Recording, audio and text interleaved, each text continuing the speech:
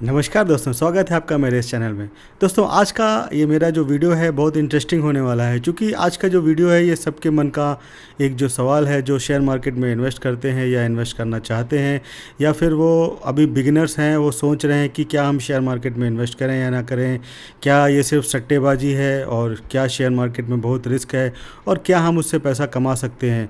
तो अपने इन सब सवालों का जवाब जानने के लिए मेरा आज का ये वीडियो कंप्लीट देखिए। तो आज के मैं अपने इस वीडियो में बताऊंगा कि कैसे आप शेयर को पिक करें और क्या रखें अपने पोर्टफोलियो में, एसेट्स का एलोकेशन, और किन किन शेयर्स में आपको इन्वेस्ट करना चाहिए और कैसे आप किसी भी शेयर को चूज़ करें। तो इन सभी सवालों का जवाब जानने के लिए अंत तक मेरे साथ बने रहिए। नमस्कार दोस्तों, मेरा नाम है राहुल।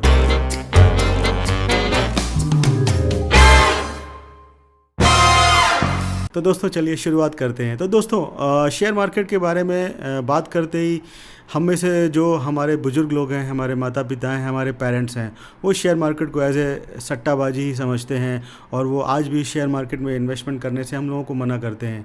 और काफ़ी हद तक उनकी ये बात सही भी है, क्योंकि शेयर मार्केट में रिस्क तो बहुत ज़्यादा है।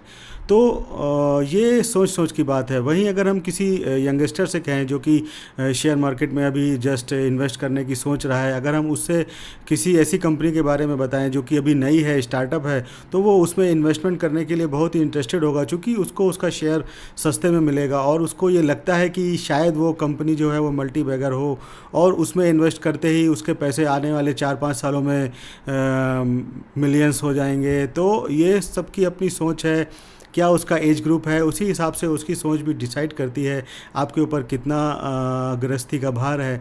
ये भी काफ़ी कुछ डिपेंड करता है आपके रिस्क लेने की प्रोफाइल पे। तो आपका रिस्क कैटेगराइजेशन कैसा है, ये आपकी एज के ऊपर डिपेंड करता है। शेयर मार्केट का नाम आते ही सबसे पहले हमारे मन में आता है सट्टेबाजी। तो ये सट्टेबाजी के लिए ही बदनाम है, क्योंकि इसमें कई लोगों ने पैसा गंवाया है और जो अच्छे से जिसने इन्वेस्टमेंट किया है उसने पैसा कमाया भी है। ऐसी बात नहीं है, शेयर मार्केट में काफ़ी लोगों ने पैसा कमाया है, कमा रहे हैं, और काफ़ी लोगों ने गंवाया भी है। तो ये अब आपके ऊपर डिपेंड करता है कि आप कैसे शेयर मार्केट को देखते हैं और कैसे उसके साथ आप पैसे को कमाते हैं। तो सबसे बड़ी बात होती है शेयर मार्केट में इन्वेस्टमेंट करते समय, हर कोई ये सोचता है। अब मेरी बात पे गौर फरमाइएगा, मैं क्या बोल रहा हूँ। शेयर मार्केट में इन्वेस्टमेंट, मैं इन्वेस्टमेंट की बात बोल रहा हूँ, और ज़्यादातर लोग हम में, आप में से, शेयर मार्केट में इन्वेस्टमेंट करना नहीं चाहते। वो जस्ट ट्रेडिंग करते हैं, वो डे ट्रेडिंग, इंट्राडे ट्रेडिंग, या फिर कुछ दिनों के लिए इन्वेस्ट करते हैं। वो शेयर मार्केट में किसी कंपनी का शेयर खरीदने से पहले उसको बेचने के बारे में सोचते हैं। तो दोस्तों, इस सोच को बदलिए। आप किसी भी कंपनी का शेयर अगर खरीदते हैं तो उसको खरीदने से पहले उसको बेचने के बारे में मत सोचिए। आप इस ट्रेडिंग को छोड़ दीजिए। इस ट्रेडिंग को ही सट्टेबाजी के नाम से जाना जाता है। अगर मैं आपको बात करूं इन्वेस्टमेंट की, तो investment is a good option. और इन्वेस्टमेंट क्या होता है, 4 या 5 साल के लिए। तो ये सट्टेबाजी को किसने बना दिया? ये ट्रेडर्स जो डे ट्रेडिंग करते हैं, या जो फिर काफ़ी सारे लोग हैं जो कि पैसा डालते हैं सुबह और निकालने की सोचते हैं कुछ प्रॉफिट के साथ। तो उसमें बहुत ज़्यादा रिस्क है, और उसमें इतना रिस्क है कि इतनी सारी स्टडीज़ होती हैं, उसकी फंडामेंटल एनालिसिस, टेक्निकल एनालिसिस, कई सारे चार्ट्स हैं, कई सारी टेक्निक्स हैं, कई सारा एल्गोरिथम है। बट उसके बाद भी कोई कॉन्फिडेंटली अगर ऐसा कह दे कि मैं शेयर मार्केट से 100% प्रॉफिट कमा सकता हूँ, तो फिर उसको तो टाटा, अंबानी या फिर बिल गेट्स जैसे बड़े बड़े लोग उसको अपने पास बिठा लेंगे, कहेंगे बेटा चल तू मेरे पास बैठ जा, मैं सारे धंधे बंद करके तेरे साथ पैसा लगाता हूँ, और मिलियंस ट्रिलियंस कमा लेते हैं। तो ऐसा कोई भी नहीं है जो कि इन सभी एनालिसिस को देखने के बाद भी, एल्गोरिथम का यूज़ करने के बाद भी कॉन्फिडेंटली कह सके कि मैं शेयर मार्केट से प्रॉफिट ही कमा सकता हूँ। तो अगर वो नहीं कमा सकते तो आप तो अभी बिगिनर हैं, आपको तो इतनी एनालिसिस भी नहीं पता है, कई सारी चीज़ें हैं क्या क्या होती हैं। मेरी आपको ये सलाह है कि आप ये डे ट्रेडिंग या सट्टेबाजी को छोड़ दीजिए। आप शेयर मार्केट में इन्वेस्टमेंट के बारे में सोचिए। जी हाँ, अगर आप शेयर मार्केट में इन्वेस्टमेंट के बारे में सोचेंगे तो आप डेफिनेटली आने वाले कुछ सालों में पैसा कमाएंगे। तो अब शेयर मार्केट में इन्वेस्टमेंट की बात आती तो आप बोलेंगे भाई चलो मैं शेयर मार्केट में इन्वेस्टमेंट करने चाहता हूँ, बट मैं किसी स्टॉक को पिक कैसे करूँ। तो स्टॉक को पिक करने के बारे में मैं आपको एक बहुत ही अच्छी एक एग्जाम्पल देता हूँ। हुआ ये कि एक बार कुछ लोगों ने सोचा कि चलो ये जो शेयर मार्केट के एक्सपर्ट हैं, 10 एक्सपर्ट को चुना और 10 बच्चों बच्चों को चुना। तो 10 से 12 साल के एज ग्रुप के 10 बच्चे और 10 एक्सपर्ट को चुन के उन्होंने 2 ग्रुप बनाए और उनको रैंडम स्टॉक चूज़ करने के लिए बोला। तो कुछ समय के बाद ये हुआ कि जो बच्चों ने जो स्टॉक्स चूज़ किए थे वो प्रॉफिट ज़्यादा कमाया उन्होंने, और जो एक्सपर्ट ने स्टॉक चूज़ किए थे उन्होंने प्रॉफिट उतना नहीं कमाया। तो ये हुआ कैसे? आप सोचेंगे ये जादू कैसे हुआ? तो ये जादू ऐसा हुआ कि बच्चों ने सिर्फ वही स्टॉक चूज़ किए जिनको वो यूज़ करते हैं, जैसे कि कैडबरी चॉकलेट हो गई, पेप्सी हो गई, थम्स अप हो गया, या वो जो डेली में जो चीज़ यूज़ करते हैं उन्हीं कंपनी के शेयर्स को उन्होंने चूज़ किया, चूँकि वो उस कंपनी के बारे में जानते हैं और उनको उस कंपनी के प्रोडक्ट को यूज़ करते हैं, तो उन्होंने इस कंपनी के ऊपर भरोसा है, तो उन्होंने उसी कंपनी के प्रोडक्ट्स को चूज़ किया। जबकि एक्सपर्ट ने कई सारी फंडामेंटल एनालिसिस की, टेक्निकल एनालिसिस की, एल्गोरिथम का यूज़। तो जैसा उन बच्चों ने स्टॉक्स को चूज़ किया, आप भी उसी तरीके से अगर स्टॉक्स को चूज़ करेंगे और इन्वेस्टमेंट करेंगे उन स्टॉक्स में, तो आप हमेशा प्रॉफिट कमाएंगे। इतना मैं दावे के साथ कह सकता हूँ। हाँ, ये ज़रूर हो सकता है कि आप आने वाले 1-2 सालों में पैसा ना कमाएं, बट आने वाले 4 से 5 साल के बाद आप ज़रूर पैसा कमाएंगे। और दोस्तों, एक चीज़ आपके मन में अक्सर रहती है कि 1 मिनट में मैं कैसे किसी स्टॉक को पिक करूँ। आप अक्सर अपने दोस्तों से पूछते हैं, यार कोई टिप बता। आप अक्सर कई सारी कंपनियां मार्केट में ऐसी हैं जो कि आपको टिप देती हैं, बट आपने कभी ये सोचा है कि अगर ये कंपनियां जो आपको टिप देती हैं, अगर उनके टिप इतने ही कारगर होते तो वो उससे पैसा ना कमा लेती, वो उससे पैसा कमा के खुद करोड़पति ना बन जाती, तो उनको ये टिप बेचने की ज़रूरत ही क्यों पड़ती? तो आप किसी भी टिप के ऊपर मत जाइए, अपनी दिमाग लगाइए और अपने हिसाब से किसी भी कंपनी को चूज़ करिए, किसी कंपनी के स्टॉक्स में इन्वेस्टमेंट करिए, उस कंपनी के साथ ट्रेडिंग मत करिए। क्योंकि अगर आप किसी कंपनी के स्टॉक को चूज़ करने के लिए किसी दूसरे की सलाह लेते हैं तो आप अपने पैसे के साथ खिलवाड़ कर रहे हैं। और जो ये मार्केट में कंपनियां जो आपको टिप्स देती हैं, और कुछ लोग ऐसे होते हैं जो सुबह सुबह CNBC में देखते हैं, जी बिज़नेस में देखते हैं, और उसमें कौन सा शेयर चल रहा है अच्छा, कौन सा शेयर ख़राब चल रहा है, उसके हिसाब से अपनी डेली की ट्रेडिंग को ट्रीट करते हैं। तो दोस्तों, अगर ये इन लोगों का इतना ही अच्छा सटीक जो फोरकास्टिंग होता तो वो खुद उससे कितना पैसा कमाते, आपने कभी सोचा है? ये टाटा, अंबानी वगैरह, ये सब उनको अपने पास ही बिठा लेते और उनकी टिप के बेस पे ही अपना बिजनेस करते हो, अपना सारा काम धंधा बंद करके सिर्फ शेयर मार्केट में इन्वेस्टमेंट ही करते।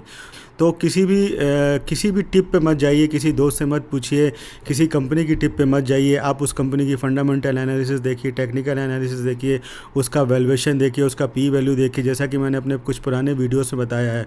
और सबसे बड़ी बात, जैसा कि मैंने पुराने एग्जाम्पल में आपको बताया कि आप अगर किसी कंपनी पे साथ इन्वेस्टमेंट करना चाहते हैं, उसके बिज़नेस पे आप उसके बिज़नेस के पार्टनर बनिए, आप उसके साथ ट्रेडिंग मत करिए, आप उस कंपनी के साथ इन्वेस्टमेंट करिए, उसमें अपना पैसा लगाइए। आप जिस चीज़ को यूज़ कर रहे हैं, आप जिस कंपनी के प्रोडक्ट को यूज़ कर रहे हैं, आपको जिस कंपनी के प्रोडक्ट्स पे भरोसा है, उस कंपनी पे आप आँख बंद करके भरोसा कर सकते हैं, तो उस कंपनी पे अपना पैसा लगाइए और 4-5 सालों के लिए भूल जाइए। जैसा कि आप लैंड खरीद के भूल जाते हैं, गोल्ड खरीद के भूल जाते हैं, वैसे ही अगर आप शेयर मार्केट में किसी कंपनी के बिज़नेस में पार्टनरशिप करके अगर आप भूल जाएंगे तो आप डेफिनेटली पैसा ज़रूर कमाएंगे। और एक इम्पॉर्टेंट बात मैं आपको ये बताना चाहूँगा कि शेयर मार्केट से अगर आप ये सोचें कि मैं शेयर मार्केट से अपना घर चला लूँगा, तो वो पॉसिबल नहीं है। जी हाँ, आप जो काम कर रहे हैं रेगुलर, वो काम के साथ अगर शेयर मार्केट में इन्वेस्टमेंट करते हैं तो आपके लिए ये एक बेहतर ऑप्शन रहेगा। जैसे आप सपोज़ किसी कंपनी में जॉब करते हैं या आपका कोई बिज़नेस है, आप सपोज़ महीने के 50,000 कमाते हैं, 30,000 कमाते हैं, और आपको घर खर्च या सभी खर्च मिला के 20-25 हज़ार रुपये आपके खर्च हो जाते हैं, तो आपकी सैलरी है 30,000 या आप बिज़नेस से 30,000 कमाते हैं, तो अगर आप वो 5,000 रुपये को इन्वेस्टमेंट करेंगे शेयर मार्केट में, और उससे आप ये सोचेंगे कि उस 5,000 से 7,000 बनाएं, 7 से 10 बनाएं, 10 से 25 बनाएं, तो इस तरीके से अगर आप सोच रखेंगे तो आप डेफिनेटली अच्छा कमा सकते हैं। बट अगर आप ये सोचें कि आपकी 30,000 सैलरी है, आप उस 30,000 को शेयर मार्केट में डाल के 30 से 50 कर लें और उस 50,000 से फिर अपना घर चलाएं, तो ऐसा कभी मत सोचिएगा। ऐसा करने वाले कभी सक्सेस नहीं होते, और वो ना तो घर के रहते हैं ना घाट के। तो इस तरीके से कभी मत सोचिए। आप अपने कमाई से थोड़ा पैसा निकालिए, उसको इन्वेस्टमेंट करिए, और उस इन्वेस्टमेंट से फिर आप धीरे धीरे अपने पैसे को ग्रो होता हुआ देखिए। कंपाउंडिंग का तो राज आपको पता ही है। तो अगर आप धीरे धीरे इन्वेस्टमेंट करेंगे, कुछ सालों के बाद आपको कंपाउंडिंग की वजह से भी ढेर सारा आपका जो पैसा इन्वेस्टमेंट कर रहे हैं आप, अगर आपको 12% का भी रेट ऑफ रिटर्न मिलता है, तो कंपाउंडिंग की वजह से आपका पैसा काफ़ी सारा हो जाएगा। तो इन सब टेक्निक्स का यूज़ करिए और किसी की टिप्स के ऊपर मत जाइए। ये तो हो गई किसी भी कंपनी के स्टॉक्स को कैसे चूज़ किया जाए। तो जिस कंपनी के प्रोडक्ट अच्छे हैं, जिस कंपनी के प्रोडक्ट की डिमांड है, तो उस कंपनी के शेयर को अगर आप चूज़ करेंगे तो आने वाले 4 से 5 सालों में वो आपको डेफिनेटली बहुत अच्छा पैसा कमा के देगी। इसके बाद आ गया कि आप अपने पोर्टफोलियो में कितने स्टॉक्स को रखें। कुछ लोग कहते हैं कि भाई मैं तो सिर्फ 4 से 5 स्टॉक रखता हूँ। कुछ लोग बोलते हैं कि भाई मैं तो 10-12 स्टॉक्स रखता हूँ। कुछ लोग बोलते हैं कि मैं 40 से 50 स्टॉक रखता हूँ, अगर कोई स्टॉक डूब गया तो फिर हमारे कुछ स्टॉक जो हैं उसमें वो पैसा कमा के देंगे। तो अब मैं आपसे क्वेश्चन करूंगा कि आप अपने पोर्टफोलियो में कितने स्टॉक्स रखते हैं, 4-5, 10-12 या 40-50। तो बहुत सारे लोगों का अलग अलग विचार है। बट अगर आप अपने पोर्टफोलियो में सिर्फ 4 से 5 स्टॉक रखोगे, तो सपोज़ किसी कंपनी ने बहुत अच्छा परफॉर्म किया और किसी कंपनी ने ख़राब परफॉर्म किया, तो उसका आपके पोर्टफोलियो पे ज़्यादा असर पड़ेगा। सपोज़ कोई कंपनी बहुत ख़राब कर गई तो आपका पोर्टफोलियो जो है उसका वैल्यू बहुत ज़्यादा डाउन हो जाएगी। बट वहीं अगर आपने किसी 40-50 कंपनियों के शेयर्स में इन्वेस्ट किया हुआ है, 40-50 कंपनियों के शेयर्स में इन्वेस्ट किया है, सपोज़ आपने 1-1 हज़ार रुपये 50 कंपनियों में लगाया, 50,000 का आपका पोर्टफोलियो है, और किसी कंपनी ने सपोज़ बहुत अच्छा परफॉर्म किया, तो बट उसमें आपका एलोकेशन कितना है, बहुत ही थोड़ा है। तो अगर आपको वो 100% भी कमा के देगी तो उसमें आपको प्रॉफिट कितना होगा, बहुत ही थोड़ा होगा। तो इसलिए अगर आप कितने शेयर में इन्वेस्ट करें, कितने शेयर में आपको इन्वेस्ट करना है, इसकी एक सीधी सलाह है कि आप कम से कम 15 से 20 कंपनियों के स्टॉक्स को अगर अपने पोर्टफोलियो में रखेंगे तो आपको अगर वो कंपनी अच्छा परफॉर्म करेगी तो वो आपको पैसा कमा के भी देगी, और अगर वो कंपनी ख़राब परफॉर्म करेगी तो आपके पोर्टफोलियो में इतना असर भी नहीं पड़ेगा। तो वो वॉरेन बफेट का एक वो है ना कि don't put all your eggs in one basket. तो आपको शेयर मार्केट में इन्वेस्टमेंट करने के साथ साथ और किस जगह इन्वेस्ट करना चाहिए जिससे कि आपका पोर्टफोलियो बैलेंस हो। तो आपको पोर्टफोलियो बैलेंस करने के लिए सबसे अच्छा ऑप्शन है गोल्ड। जी हाँ, मैं शुरुआत से बोलता आ रहा हूँ कि आपको अपने पोर्टफोलियो को बैलेंस करने के लिए गोल्ड में इन्वेस्टमेंट ज़रूर करना चाहिए, क्योंकि गोल्ड का इन्वेस्टमेंट जो होता है वो हमेशा से प्राचीन काल से एक इन्वेस्टमेंट का सबसे अच्छा ऑप्शन माना जाता है। क्योंकि मार्केट अगर क्रैश भी हो गया, कुछ भी हो गया, किसी कंट्री की इकोनॉमी बिल्कुल डाउन हो गई, तो भी गोल्ड की जो वैल्यू है वो इंटरनेशनली मार्केट से चलती है। तो अगर आपके पोर्टफोलियो में 10% एलोकेशन गोल्ड का है, तो अगर शेयर मार्केट कोलैप्स भी हो जाता है तो भी आपका पूरा पैसा डूबने वाला नहीं है। गोल्ड आपको कमा के दे देगा, क्योंकि जब शेयर मार्केट क्रैश होगा तो गोल्ड बूस्ट हो जाएगा। तो इस तरीके से अगर आप अपने पोर्टफोलियो में 10 से 15% भी गोल्ड को रखते हैं तो उस तरीके से आप अपने पोर्टफोलियो को एक अच्छा एलोकेशन देते हैं। तो अब गोल्ड के बाद बात आती बॉन्ड्स की। आप लोग कहेंगे कि हमें बॉन्ड्स में इन्वेस्टमेंट करना चाहिए कि नहीं करना चाहिए, तो मैं कहूँगा डेफिनेटली करना चाहिए। आपको बॉन्ड्स में भी इन्वेस्ट कर सकते हैं, चूँकि बॉन्ड्स का जो इन्वेस्टमेंट है वो एफडी से तो ज़्यादा आपको रिटर्न देता है, बट शेयर मार्केट की इक्विटी से कम देता है। हाँ, बट उससे रिस्क भी कम होता है। तो अगर आपको पैसा जल्दी चाहिए और आपको रिस्क कम चाहिए, जैसे कुछ ओल्ड एज के लोग हैं वो बोलते हैं भाई एफडी में तो आजकल रिटर्न बहुत कम आ रहा है, कुछ ऐसा तरीका बताओ जिसमें कि रेट ऑफ रिटर्न ज़्यादा हो बट जिसमें कि खतरा भी कम हो। तो उनके लिए बॉन्ड एक अच्छा ऑप्शन है। लेकिन बॉन्ड में इन्वेस्टमेंट करने से पहले आप उसकी रेटिंग देख लीजिए। उसकी रेटिंग AAA होनी चाहिए, किसी PSU का बॉन्ड होना चाहिए, या फिर किसी अच्छी कंपनी का, जैसे टाटा है, रिलायंस है। इन सब कंपनियों का अगर आप बॉन्ड में इन्वेस्ट करेंगे तो आपका पैसा कहीं नहीं जाएगा और आपको एफडी से ज़्यादा रिटर्न मिलेगा। तो भाई ये तो हो गई बॉन्ड की बात। अब कुछ लोग कहेंगे कि मैं लैंड में भी इन्वेस्ट करना चाहता हूँ। तो मैंने अपने एक पुराने वीडियो में बताया है कि should you by a home और रेंट ए हाउस। तो अगर आपको उस क्वेश्चंस का जवाब चाहिए तो मेरे उस वीडियो को देखिए। उस वीडियो का लिंक मैंने आई बटन के माध्यम से ऊपर दिया हुआ है, आप उस वीडियो को ज़रूर देखिए। उससे आपको पता चलेगा कि आपको घर खरीदना चाहिए या फिर रेंट के घर में रहना चाहिए। बट अगर आप अपने पेरेंट्स से पूछेंगे तो वो डेफिनेटली यही बोलेंगे कि बेटा तुम्हें एक घर तो ज़रूर खरीदना चाहिए। और जी हाँ, मैं भी यही बोलूँगा कि आपको एक घर तो ज़रूर खरीदना चाहिए, क्योंकि एक घर खरीदने से आपका क्या होगा, इन्वेस्टमेंट तो हो ही जाएगा, साथ साथ आप जो रेंट दे रहे हैं वो भी बचेगा और आपका टैक्स में भी काफ़ी रिबेट मिलती है। तो आपको अपने एलोकेशन में लैंड को भी इन्वेस्टमेंट के रूप में देख सकते हैं, बट अगर आपका वो फर्स्ट घर हो। लेकिन अगर आप ऐसा सोचें कि इन्वेस्टमेंट के लिए मैं 2 घर 3 घर खरीद लूँ, तो वो एक बेटर ऑप्शन नहीं है, क्योंकि उसमें लिक्विडिटी नहीं होती है और आप उसको तुरंत पैसे को यूज़ नहीं कर सकते हैं। तो चलिए, ये तो बात हो गई आपके पोर्टफोलियो के एलोकेशन की, आप उसमें किस तरीके से एलोकेशन करें शेयर्स का, गोल्ड का, बॉन्ड्स का, लैंड का। और आप बोलेंगे कि आप म्यूचुअल फंड को तो भूल ही गए। तो म्यूचुअल फंड में क्या होता है? म्यूचुअल फंड में क्या होता है? म्यूचुअल फंड में भी तो वो शेयर मार्केट में ही इन्वेस्टमेंट कर रहे हैं और आपके पैसे को जो है वो शेयर मार्केट में लगा रहे हैं। तो अगर आप अपने पोर्टफोलियो में ऑलरेडी शेयर मार्केट में इन्वेस्टमेंट कर रहे हैं तो फिर आपको म्यूचुअल फंड में इन्वेस्टमेंट करने की ज़रूरत नहीं। बट अगर आपको पास समय नहीं है और आपके पास इतनी एनालिसिस, फंडामेंटल, टेक्निकल, उसका स्टॉक का वैल्यूएशन निकालना, पी वैल्यू देखना, ये सब आपको नहीं पता है, तो आप फिर वो सब म्यूचुअल फंड्स वालों के ऊपर छोड़ दीजिए। जी हाँ, चूँकि उनके पास फंड मैनेजर्स होते हैं, वो उन फंड मैनेजर्स के माध्यम से ये सारी चीज़ों का एनालिसिस करते हैं। उनके पास कई सारी न्यूज़ होती है, इनसाइडर ट्रेडिंग होती है, उसके माध्यम से वो उस शेयर मार्केट में इन्वेस्टमेंट करके आपको प्रॉफिट देते हैं। जी हाँ, और आजकल तो अगर आप म्यूचुअल फंड में इन्वेस्टमेंट कर रहे हैं तो फिर आपको शेयर मार्केट में इन्वेस्टमेंट करने की ज़रूरत नहीं है। तो अब आप बोलेंगे कि म्यूचुअल फंड्स में ये इक्विटी और डेप्थ क्या होता है?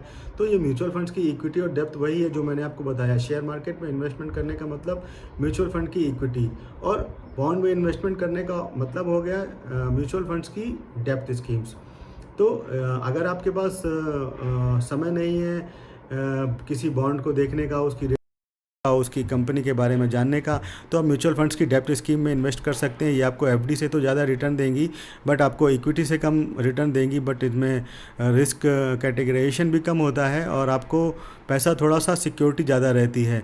तो इस तरीके से आप अपने पोर्टफोलियो को पूरा बैलेंस करिए। किसी भी कंपनी के शेयर में इन्वेस्टमेंट करिए, उसमें ट्रेडिंग मत करिए। ये मेरी आपसे सलाह है। आज का मेरा ये वीडियो आपको कैसा लगा है मुझे ज़रूर बताइएगा कमेंट के माध्यम से, और अगर आपके कोई भी क्वेश्चंस हो तो मुझसे ज़रूर पूछिए, मैं आपको ज़रूर जवाब दूंगा।